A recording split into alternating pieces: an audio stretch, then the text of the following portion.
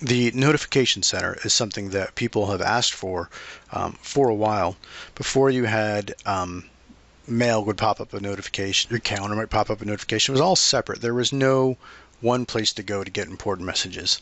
So now down in the system tray, you'll see this sort of speech bubble with some text in it. This is the notification center. And if you click on it, now it's called the Action Center. So you're going to hear both terms, Action Center, Notification Center.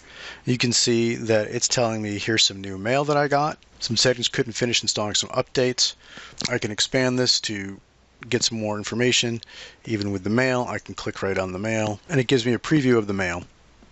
So I can collapse it. I can click it again to close it, so I don't need to see any actions on it. And I can switch between modes here too. This is where a lot of important information will come into play. So if I'm in a tablet, I can switch to tablet mode. It gives me the full screen start, so things are much easier to get to than trying to use the smaller start menu like we had.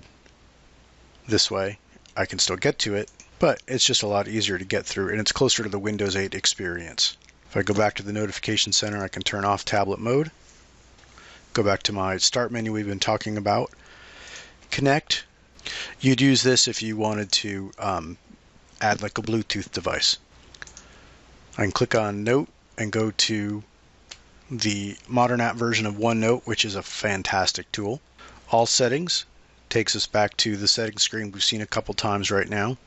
So it's a quick way to get to that. Remember, we can also get to settings over on the start menu. That's the thing about Windows. There's always more than one way to do things. VPN, if you're a business customer working from home, this is how you would connect to your work network, and they would have instructions for you how to add that VPN connection. Quiet hours. Now, quiet hours are something, basically right now I'm turning it on or off. That's what I can do in the Action Center. And quiet hours, that's the equivalent of basically it stops incoming messages. So right now, and this is going to apply more to a mobile as well, or if your device is, you leave it on all the time, you could turn on quiet hours, and then you're not going to hear notifications from getting a new mail. People can't message you on Skype.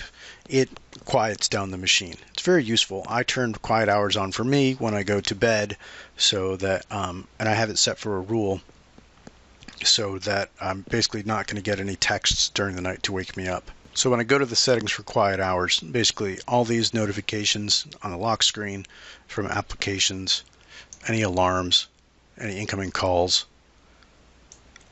those will all stop.